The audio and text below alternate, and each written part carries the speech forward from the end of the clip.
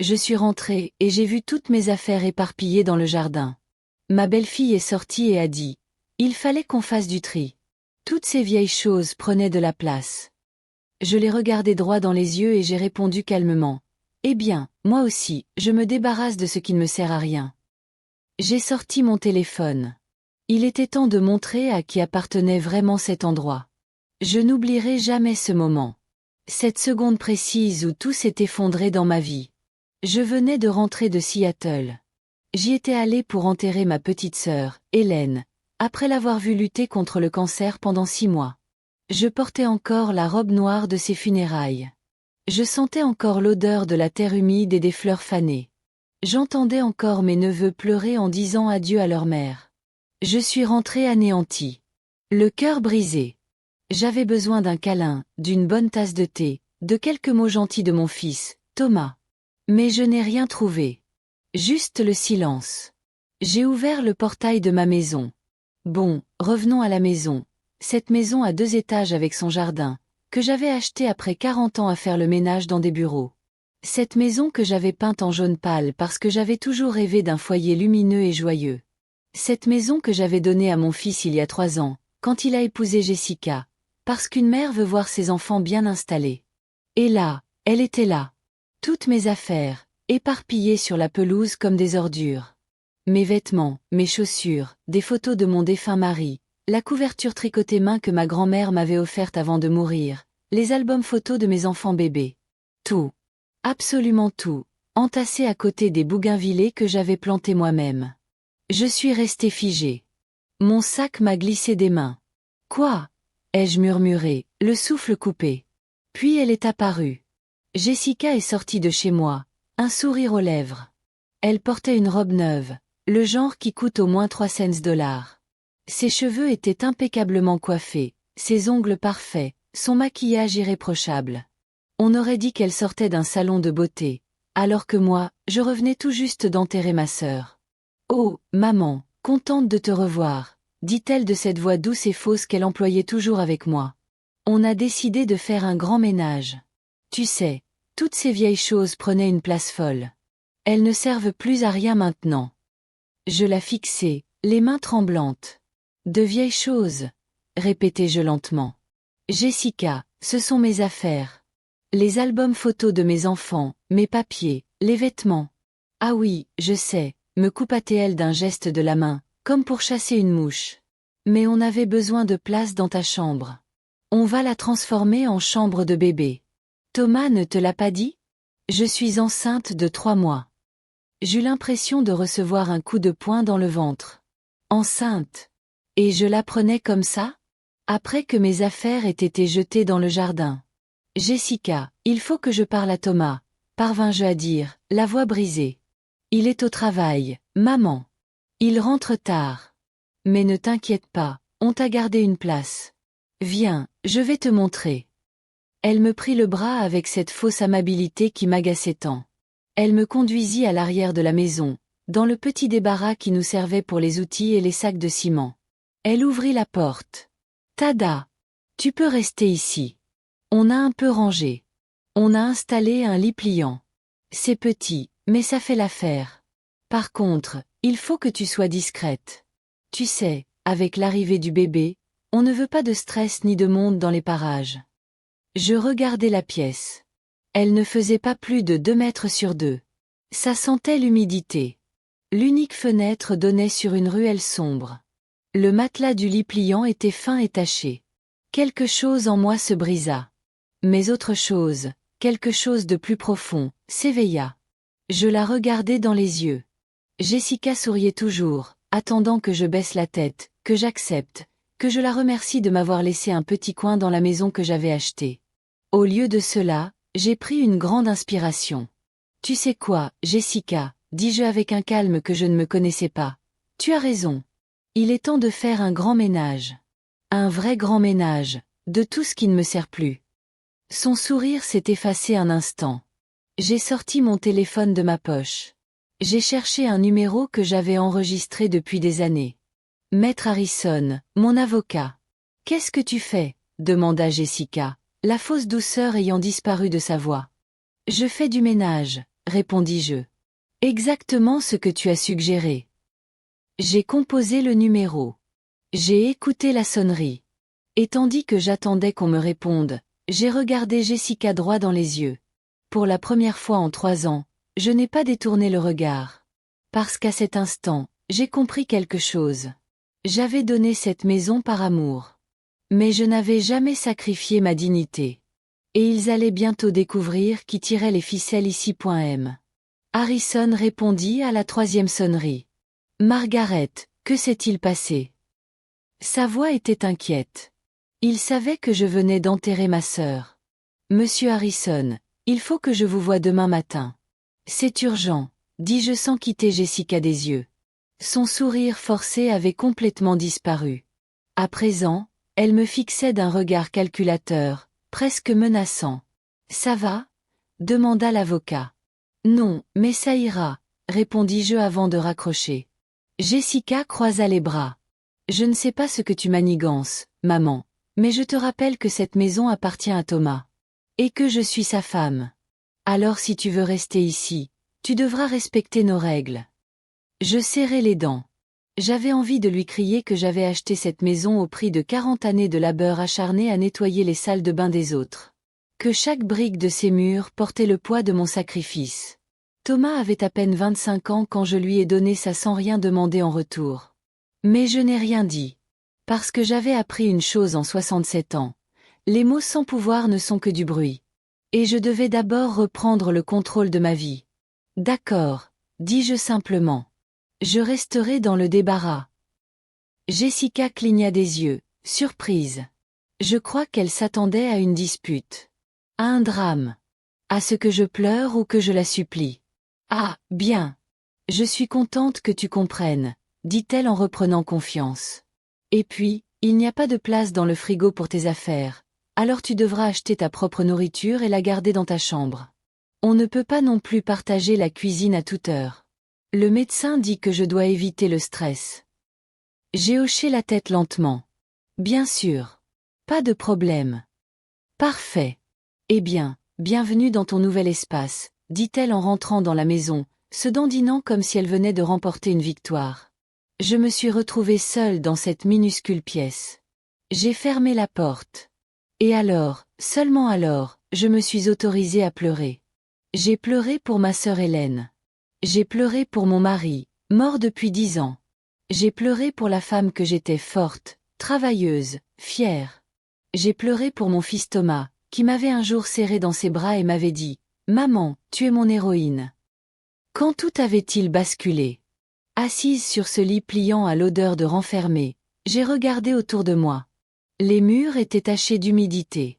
L'ampoule pendait d'un fil électrique dénudé. Il n'y avait même pas un clou pour suspendre les vêtements. Et puis, soudain, un souvenir m'est revenu. Je me suis souvenu de ma mère, qui avait élevé seule ses 5 enfants après le départ de mon père. Je me suis souvenu de ce qu'elle nous disait. Les filles, une femme n'est pas forte par ce qu'elle possède. Elle est forte par ce qu'elle peut reconstruire quand on lui a tout pris. J'ai essuyé mes larmes. J'ai sorti mon téléphone et j'ai commencé à prendre des photos. Des photos de la chambre, de mes affaires éparpillées sur la pelouse, de tout. Car si la vie m'a appris quelque chose, c'est que la vérité a toujours besoin de preuves. Ce soir-là, Thomas est arrivé après 11 heures. J'ai entendu sa voiture se garer. J'ai entendu des voix. J'ai entendu le rire strident de Jessica. J'ai attendu. Je pensais qu'il viendrait me voir. Qu'il frapperait à la porte du débarras. Qu'il me demanderait comment j'allais après les funérailles de ma sœur. Mais il n'est pas venu. À minuit, quand je n'en pouvais plus, j'ai quitté la chambre. J'ai marché pieds nus dans le couloir de ma maison, sentant le carrelage froid sous mes pieds. J'ai frappé à la porte de la chambre principale. Thomas, ai-je appelé doucement. Silence. Thomas, mon fils, il faut que je te parle. La porte s'entr'ouvrit. Mon fils passa la tête. Il avait l'air fatigué, avec des cernes sous les yeux, plus maigre que la dernière fois que je l'avais vu. Maman, il est tard, murmura-t-il. Qu'est-ce qui ne va pas? Qu'est-ce qui ne va pas? Répétai-je, la voix brisée. Thomas, ils ont jeté toutes mes affaires sur la pelouse. Ils m'ont enfermé dans le débarras. Et tu ne m'as même pas dit que Jessica était enceinte. Il baissa les yeux. Maman, je voulais te le dire, mais tu étais à Seattle avec tante Emma, et... Je viens d'enterrer ma sœur, Thomas. Je viens de faire mes adieux à la seule famille qui me reste de ma génération. Et je rentre à la maison et je découvre qu'on me traite comme un moins que rien. Ce n'est rien de personnel, maman, dit-il en se frottant les yeux. On a juste besoin d'espace. Avec l'arrivée du bébé, les choses doivent changer. Changer. Je le regardais, incrédule. Thomas, j'ai acheté cette maison. Je te l'ai donnée parce que je pensais que tu voudrais que je reste. Qu'on formerait une famille. Et on l'est, maman. Mais Jessica, elle est stressée. La grossesse est difficile. Le médecin dit qu'il ne faut pas la contrarier. Et moi? Demandai-je, la gorge serrée. Je ne compte pour rien. Thomas soupira. Bien sûr que tu comptes, maman. Mais tu dois comprendre. Jessica, c'est ma famille maintenant. Ma priorité. Tu nous l'as toujours dit toi-même. Quand tu te maries, ta femme passe avant tout. Chaque mot était comme un coup de poignard. Pas comme ça, mon fils, ai-je murmuré. Pas comme ça. Maman, s'il te plaît. On est fatigué. On en reparlera demain, d'accord? Essaie d'être compréhensive. Et il a claqué la porte. Je suis restée plantée là, dans le couloir, tremblante. Mon fils. Mon Thomas. Le petit garçon dont j'avais changé les couches. À qui j'avais appris à lire. Que je serrais dans mes bras à chaque fois qu'il pleurait. Ce fils venait de me claquer la porte au nez. Je suis retournée au débarras comme une âme en peine. Mais je ne pleurais plus. Parce que quelque chose avait changé en moi. La tristesse se transformait. En détermination. En fureur silencieuse. En la certitude absolue que ça ne pouvait pas rester comme ça. Je me suis assise sur le lit pliant et j'ai ouvert le tiroir de ma table de chevet. Là-dedans, je gardais quelque chose que personne ne savait que j'avais. Un vieux carnet où je notais toutes les dépenses de la maison depuis que je l'avais donné à Thomas. J'ai commencé à tourner les pages. Et ce que j'ai vu m'a glacé le sang. Mais cela m'a aussi donné la première arme dont j'avais besoin pour me battre. Ce que j'ai découvert cette nuit-là a tout changé. Et le pire? Il n'avait aucune idée de ce qui allait arriver. Le carnet tremblait entre mes mains. Il était 2 heures du matin. Le débarras était complètement silencieux, hormis le bruit d'un robinet qui fuyait quelque part dans la maison. Je tournais les pages lentement, sentant mon cœur s'emballer à chaque ligne. J'avais toujours été économe. Je n'avais pas le choix. Quand on grandit pauvre, on apprend que chaque euro compte. Alors, quand j'ai donné la maison à Thomas, je lui ai demandé une chose simple. Mon garçon, tiens-moi juste au courant des grosses dépenses. Non pas pour te contrôler, mais parce que cette maison est ton bien et que les biens ont besoin d'entretien. Il avait accepté. Pendant la première année, Thomas m'a montré les reçus, m'a parlé des réparations. On était une équipe. Mais depuis son mariage avec Jessica, tout a changé. J'ai relu les chiffres, le sang me montant à la tête. Ces 8 derniers mois, d'énormes virements avaient été effectués depuis le compte familial. J'avais accès au relevé bancaire car Thomas m'avait donné une carte de débit pour les urgences. Mais je ne l'avais jamais utilisée. Je ne consultais les transactions que de temps en temps. Et maintenant, en voyant tout cela de plus près, la réalité m'a frappé de plein fouet. 4500 dollars en janvier. Rénovation du salon. 5200 dollars en février. Nouveaux meubles. 3800 dollars en mars. Sans objet. 6100 dollars en avril. Voyage à Portland. 4800 dollars en mai. Achat d'hiver. 5400 dollars en juin. Décoration. 7300 dollars en juillet. Sans objet. 7900 dollars en août. Frais liés au bébé. J'ai fait le calcul mentalement. C'était difficile car mes mains tremblaient tellement que j'avais du mal à tenir le crayon. 45 000 dollars. Presque 50 000 en 8 mois. D'où venait cet argent? Thomas gagnait bien sa vie comme ingénieur, environ 3500 dollars par mois. Mais après avoir payé les factures, la nourriture et l'essence, il ne lui restait pas grand-chose. Certainement pas de quoi dépenser plus de 5 000 dollars par mois en extra. Soudain, un souvenir m'a glacé le sang. Quand j'ai légué la maison à Thomas, je lui ai aussi donné accès à un compte d'épargne que j'avais constitué pendant des années. C'était l'argent de ma prime de départ à la retraite, plus des économies que j'avais mises de côté. Près de 60 000 $. Je lui avais dit, mon garçon, c'est pour les imprévus, pour que tu ne manques jamais de rien.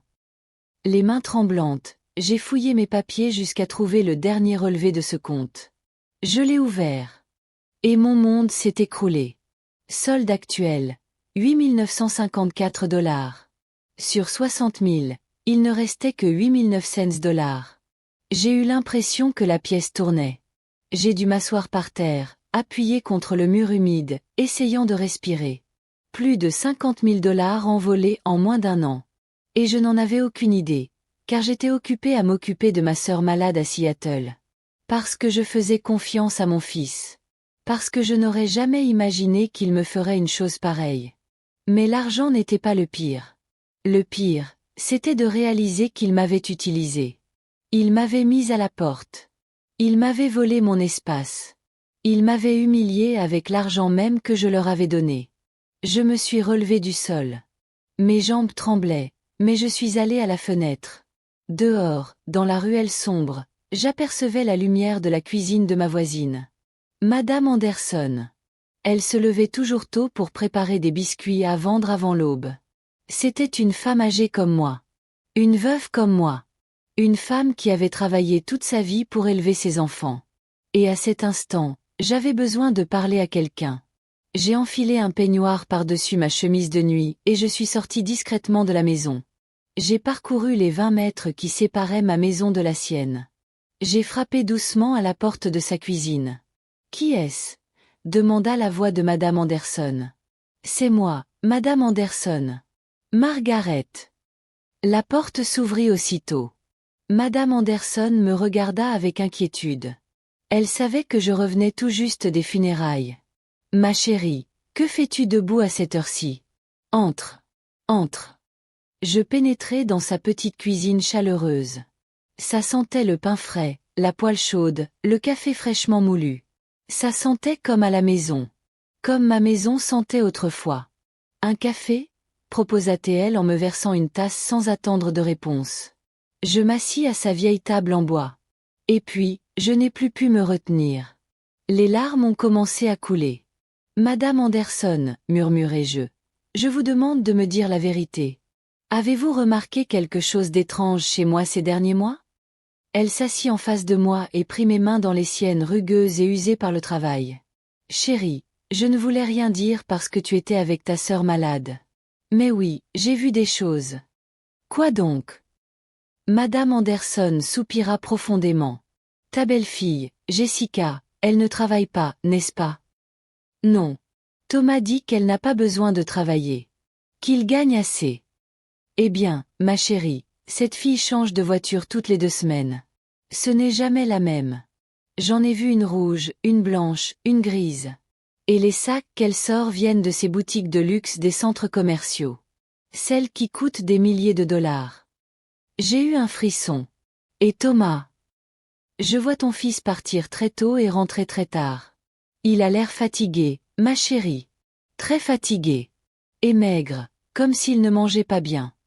Autre chose. » Madame Anderson hésita. Puis elle parla à voix basse, comme si elle confiait un douloureux secret. « L'autre jour, j'ai vu qu'il vendait tes meubles. Les vieux. Ceux du salon, ceux en bois sculpté. Des types sont arrivés en camion et les ont emportés. Ta belle-fille était là, souriante, en train de compter les billets. Ma tasse de café m'a échappé des mains. Elle s'est brisée sur le sol. Ces meubles. Ces maudits meubles. C'était l'héritage de ma mère. Des meubles de plus de 70 ans. Des meubles que ma grand-mère avait rapportés de Boston quand elle avait déménagé en ville. Des meubles qui valaient une fortune, non pas pour leur valeur monétaire, mais pour leur histoire. Jessica l'avait bradé. C'était il y a combien de temps ? Demandai-je d'une voix éteinte. Il y a 2 semaines, ma chérie. Quand tu étais à Seattle. Je restai silencieuse. Madame Anderson se leva pour balayer les débris, mais je l'entendis à peine. Dans ma tête, les pièces du puzzle commençaient à s'assembler. L'argent disparut. Les dépenses excessives. Les meubles vendus. Mes vêtements éparpillés sur la pelouse. Le débarras. Jessica ne se contentait pas de me mettre à la porte. Elle m'effaçait. Elle effaçait mon histoire. Mes souvenirs. Mon existence. Et mon fils la laissait faire. Je retournai au débarras au lever du jour. Je m'assis sur le lit pliant, les relevés bancaires et mon carnet sur les genoux. Et je pris une décision. S'ils voulaient jouer à ce jeu-là, je jouerais aussi. Mais à mes propres règles. Parce qu'ils ignoraient quelque chose de très important. Ils ignoraient que la maison était toujours à mon nom. Thomas n'avait jamais fait les démarches administratives pour changer le propriétaire. Je ne lui avais donné qu'une autorisation verbale. Ils ignoraient que je possédais des documents pour absolument tout. Et ils ignoraient que la femme assise dans cette pièce lugubre n'était pas celle arrivée la veille. Cette femme était brisée. Mais de ses cendres naissait quelque chose de nouveau. Quelque chose de plus fort. Quelque chose de dangereux. Au lever du soleil, j'avais déjà un plan. Et je le jure, même dans leur pire cauchemar, ils n'auraient pu imaginer ce que j'allais leur faire.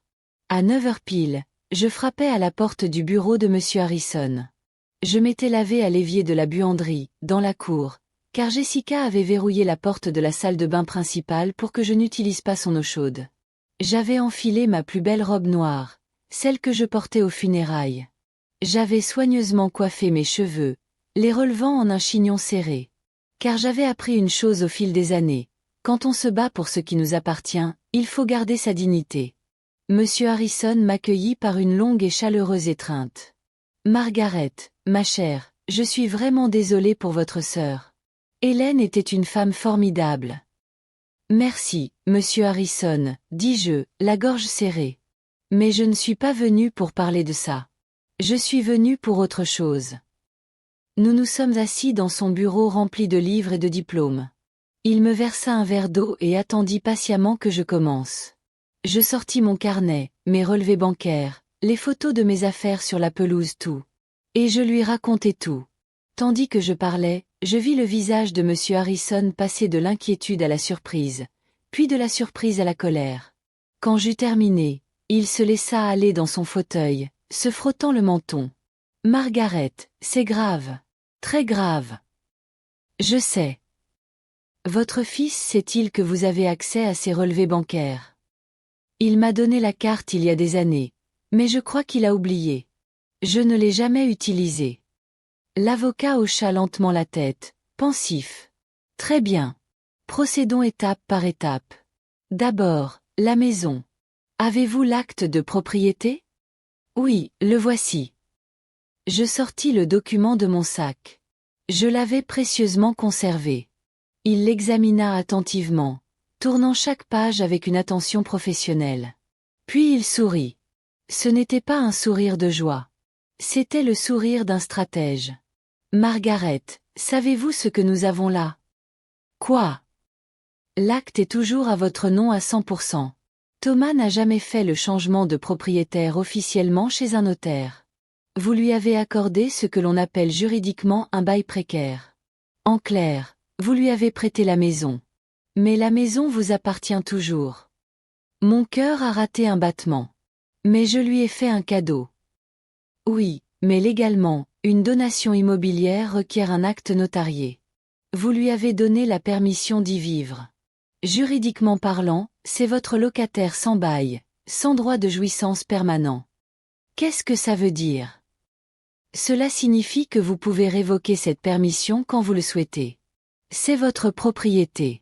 Juridiquement parlant, ce sont vos locataires sans bail. Je suis restée silencieuse, assimilant l'information. Et l'argent? Ai-je demandé. Les 45 000 qui ont disparu. L'avocat a examiné les relevés bancaires d'un air grave. Il y a quelque chose de très intéressant. Regardez ces virements. Beaucoup ont été effectués avec une signature électronique. Avez-vous autorisé ces transactions? Non. Jamais. Et Thomas a un accès complet au compte. Oui, parce que je le lui ai donné quand je lui ai prêté la maison. Je voulais qu'il ait une sécurité financière. Mais avez-vous signé un document faisant de lui un cotitulaire du compte? Je réfléchis un instant. Non. Il a juste une carte de débit liée au compte. Le compte est à mon nom. Monsieur Harrison joignit les mains sur le bureau. Margaret, c'est délicat. Si Thomas a effectué ces virements sans votre autorisation expresse, cela pourrait être considéré comme un détournement de fonds. Techniquement, c'est une fraude familiale. Ces mots me frappèrent comme des pierres. Une fraude. Mon propre fils. Je ne veux pas l'envoyer en prison, monsieur Harrison, dis-je rapidement. Je veux juste que les choses soient justes. Et elles le seront. Mais vous devez reprendre le contrôle de la situation. Et pour cela, nous devons prendre des mesures. Il sortit un bloc-notes et commença à écrire. Voici ce que nous allons faire. Tout d'abord, aujourd'hui, nous changeons tous les mots de passe de vos comptes bancaires. Vous serez la seule à y avoir accès. J'acquiesçai. Deuxièmement, nous procédons à un inventaire officiel de tout ce qui se trouvait dans cette maison lorsque vous l'avez donné à Thomas, y compris les meubles anciens qu'ils ont vendus. Vous allez déclarer officiellement la vente non autorisée de votre propriété. Puis-je faire cela? Bien sûr que vous pouvez.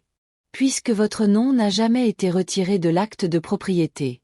Légalement, tout ce qui se trouvait dans cette maison vous appartenait toujours. Je me suis senti reprendre des forces. Troisièmement, nous notifions officiellement à Thomas qu'il doit quitter les lieux dans les 30 jours, ou bien signer un bail en bonne et due forme avec un loyer mensuel et des clauses très claires.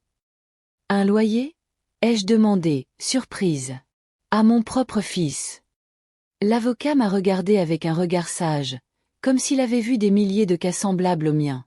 Margaret, votre fils vous a mis à la porte. Il vous a logé dans un débarras. Il a dépensé votre argent sans vous demander votre avis. Il a vendu les meubles de votre mère. Pensez-vous vraiment qu'il mérite de continuer à vivre là gratuitement? Il avait raison. Complètement raison. Et s'il refuse? Demandai-je. Alors nous entamons la procédure d'expulsion. Croyez-moi, avec les preuves que vous avez, un juge statuera en votre faveur en moins de 3 mois. Je regardais par la fenêtre du bureau. Dehors, la ville était animée. Circulation normale. Les gens allaient au travail. Des vendeurs ambulants. La vie quotidienne. Et moi, j'étais sur le point de changer radicalement le cours de ma vie. Y a-t-il autre chose? Demanda l'avocat, me tirant de mes pensées. Avez-vous d'autres biens? Des propriétés?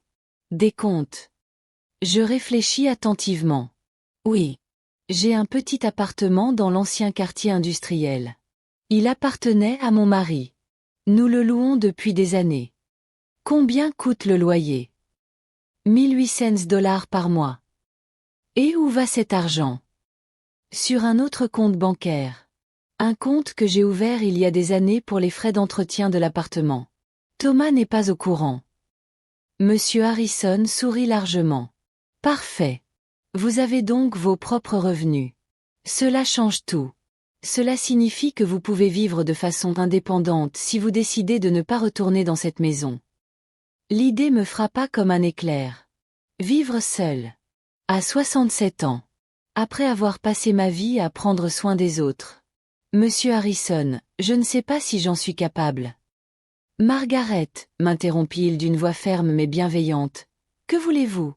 Vraiment, au fond de vous. Que voulez-vous? Je restai silencieuse. Que voulais-je? Je voulais que mon fils s'excuse. Je voulais qu'il me traite avec respect. Je voulais récupérer ma maison. Mon espace. Ma dignité. Mais plus que tout, je voulais qu'il comprenne que je n'étais pas un fardeau. Je n'étais pas un vieux meuble bon à jeter. Je n'étais pas un fléau dont il fallait se débarrasser. J'étais Margaret Wilson, veuve, une femme qui avait travaillé 40 ans sans relâche. Une mère qui avait élevé seule ses 3 enfants après le décès de son mari. Une femme qui méritait le respect. Je veux justice, dis-je enfin. Je veux qu'il comprenne qu'on ne traite pas les gens comme ça. Surtout pas sa propre mère. Monsieur Harrison acquiesça. Alors, nous allons vous l'accorder. Mais Margaret, préparez-vous. Ça va faire mal. Il y aura des larmes. Des cris. Des supplications. Thomas va essayer de vous faire culpabiliser. Jessica va inventer des histoires. Ils vont dire que vous êtes une mauvaise mère. Que vous êtes égoïste. Que vous êtes folle. Ils me disent déjà tout ça, murmurai-je. Mais maintenant, ça va être pire. Parce que maintenant, tu te défends. Et quand on se défend, les gens révèlent leur vrai visage. J'ai pris une profonde inspiration. Je suis prête. Tu en es sûre? J'ai repensé aux meubles de ma mère, vendus comme des ferrailles. J'ai repensé à l'argent disparu. J'ai repensé à ce débarras humide et sombre. J'ai repensé à la porte qui m'avait claqué au nez. Oui, ai-je dit d'une voix ferme. J'en suis sûre. Alors, commençons. J'ai quitté le bureau de Monsieur Harrison 3 heures plus tard.